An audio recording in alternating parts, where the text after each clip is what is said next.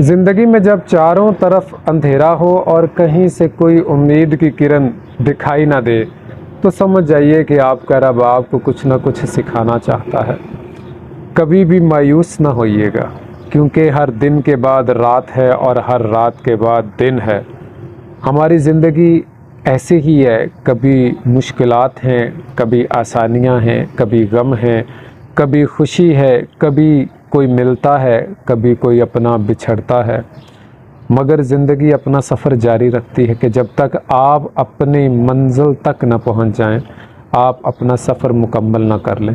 लिहाजा हर इंसान ने मुकर्ररा मुद्दत में अपना वक्त मुकर्रर जो उसके लिए कर दिया गया है अपनी मंजिल को तय करना है। तो कभी भी मायूस ना हो, परेशान ना हो, खौफज़दा ना हो क्या होगा क्या बनेगा। अपनी कोशिश, अपनी एफ़र्ट जारी रखें, क्योंकि आपको इख्तियार नहीं है। आपकी